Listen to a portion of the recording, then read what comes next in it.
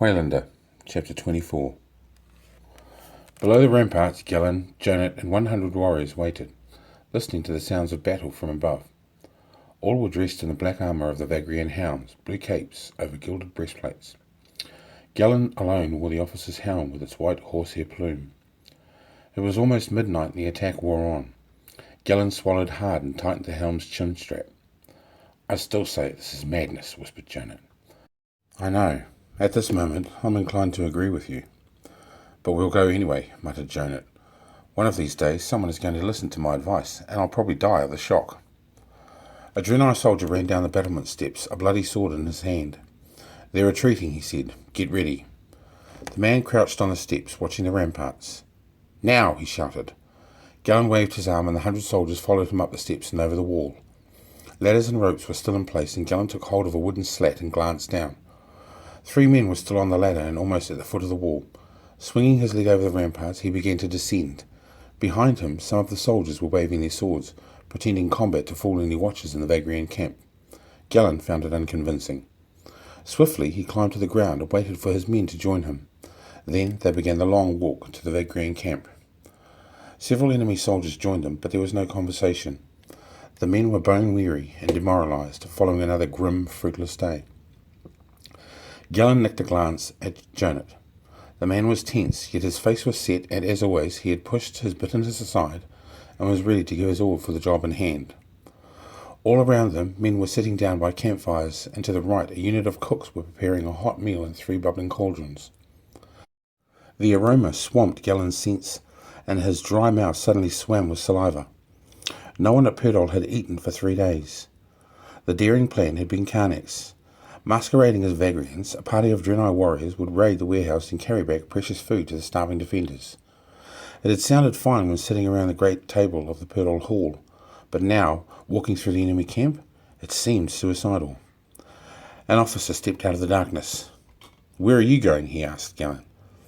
"None of your damned business," he replied, recognized the rank of the man by the bronze bars on his epaulettes. "Just a moment," said the officer in a more conciliatory tone. "But I have been told no one is to enter the eastern quarter without authorization." "Well, since we are due to be guarding the docks, I would appreciate you telling me how we can accomplish that without being there." "Third wing are on dock duty," said the man. "I have it written down." "Fine," said Gellin. "In that case, I shall ignore the First General's instructions and take my men back for some rest. But in case he asks me why I did so, what is your name?" "Antissi, 6th wing," replied the officer, snapping to attention. "But I'm sure it won't be necessary to mention my name. Obviously, there's been an error in the orders." "Obviously," agreed Gellin, swinging away from him. "Forward!" As the men trooped warily past the officer and on through the winding streets of the dockside, Jonat moved up alongside Gellin. "Now comes the difficult part," he said softly. "Indeed it does." Ahead of them, a party of 6 soldiers were stationed at the front of a wooden warehouse. 2 were sitting on empty boxes, while the other 4 were playing dice. "On your feet," bellowed Gellin. "Who's in charge here?" A red-faced young warrior ran forward, dropping the dice into a pouch at his side. "I am, sir. What is the meaning of this?" "I'm sorry, sir. It was just... we were bored, sir." "Little chance of worrying about boredom with 100 stripes on your back, boy." "No, sir. You are not from my wing, and I do not intend getting involved with endless bickering and bureaucracy. Therefore, I shall overlook your negligence. Tell me, are your friends at the back also engaged in dice?" "I don't know, sir." "How many men are there?" 10, sir." "When are you due for relief?" The man glanced at the sky. 2 hours, sir." "Very well. Open the warehouse." "I beg your pardon, sir. Are you hard of hearing as well as negligent?" "No, sir. It is just that we have no key." "You mean the key has not been sent?" "What do you mean, sir?" "The First General," said Gellin slowly and with infinite patience, "has ordered us to transfer certain goods from this warehouse to his quarters." "Your second officer, what is his name?" "Ertold, sir." "Yes, Ertold. Was due to meet me here or to leave the key. Where is he?" Well, what?" "He's asleep, sir." "Asleep," said Gellin. Why did I not consider such a possibility? A group of men lounging while on duty, playing dice no less, so that 100 armed men could march up without being seen. Where else would the officer be but asleep? "Jonat?" "Yes, sir." "Be so good as to break open the door." Yes, sir, said Jonas joyously. As with two other soldiers he ran forward. Within seconds they had splintered the side door, entered the building, lifted the bar of the main doors, and pushed them wide. Gellin waved his troops forward, and the men surged into the warehouse. Erhold will be furious, sir. Should I send someone to wake him?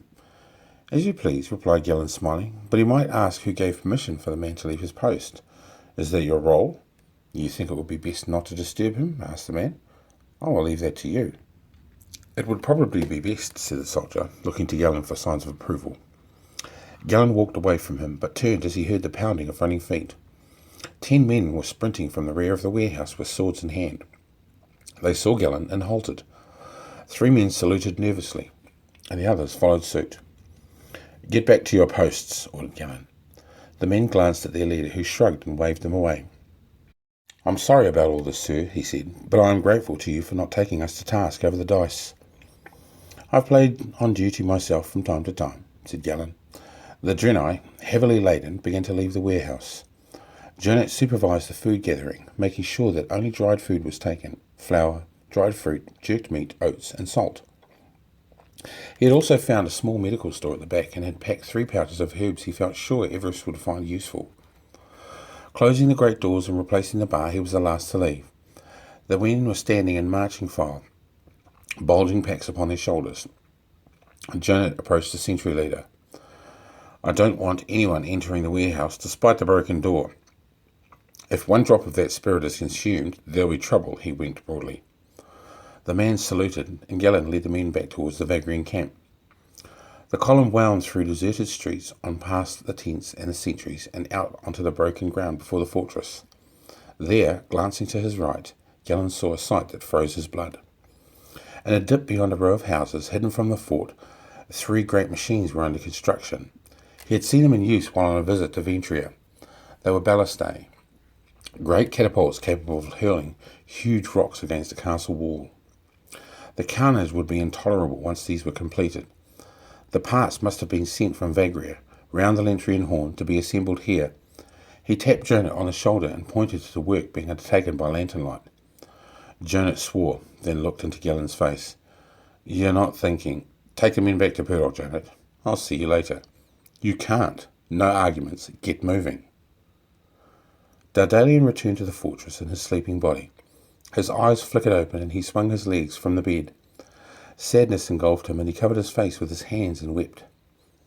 He had watched Waylander's dying body be hauled into the mountain and had sensed the hunger of the mountain dwellers. Astilla entered the room silently and sat beside the weeping priest. Waylander is dead, Dardalian told him. He was your friend, said Astilla. I am so sorry. I do not know how friendship is judged under such circumstances. We were comrades, I suppose. He gave me new life, new purpose. From his gift of blood came the 30. Did he fail in his quest? Not yet. The armour is safe at present, but a lone woman is carrying it across Nadir lands. I must reach her. It is impossible, Dardalian. The warrior priest smiled suddenly. Everything we have attempted so far has seemed impossible at the outset. Astilla closed his eyes. The men are coming back with food, he said. Bainar reports that there are no losses, but the officer has not yet returned. Good. What of the Brotherhood? There has been no attack tonight. Are they marshalling their forces, or have we beaten them, I wonder? I do not think they are beaten, Dardalian. No, said Dardalian sadly. That would be too much to hope for.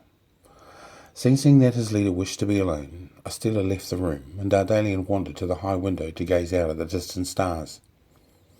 He felt a sense of calm as he looked into eternity, and Durmast's face loomed in his mind. He shook his head, remembering his own sense of shock as he had sped to Raboas, anxious to observe Waylander. He had arrived to see the assassin being tortured and the giant Durmast confronting the Brotherhood. With all his power, Dardalian had focused a shield over Durmast, blocking the mind spell of the man to Chard. But he could not prevent the terrible swords from plunging into the giant. He had listened as Waylander and Durmast spoke, and a great sorrow touched him as the giant talked. Do you think his power could not work against me because I am the chosen one? Dardalian wished with all his heart that it could have been true, that it was not simply a case of happenstance, one man, one spirit in the right place at the right time. Somehow, he felt, Durmast deserved more than that. Daedalian found himself wondering whether the source would accept Dermist. Did a lifetime of petty evil weigh more than a moment of heroism? Somehow it should, and yet. The priest closed his eyes and prayed for the souls of the two men. Then he smiled. But what would such men make of the peaceful paradise promised by the ancients? An eternity of song and praise? Would they not prefer an end to existence? One of the old religions promised a hall of heroes where strong men were welcomed by warrior maidens who sang songs of the deeds of the brave. Dermist would probably prefer that. Daedalian stared at the moon and trembled. A single question lanced through his mind. What is a miracle? The simplicity of the answer dazzled him as it leapt from the depths of his intellect to cover the unbidden question. A miracle is something that happens unexpectedly at the moment it's needed. No more than that, no less. His rescue of Dermist had been a miracle, for Dermist could never have expected such aid, and yet why had Daedalian been on hand at just the right moment? Because I chose to find Waylander, he told himself. Why did you so choose? The enormity of it all overcame the priest, and he stepped back from the window and sat down on the bed. Dermist had been chosen many years ago, even before his birth. But without Waylander, Dermist would have remained a killer and a thief. And without Daedalian, Waylander would have been nothing more than a hunted assassin.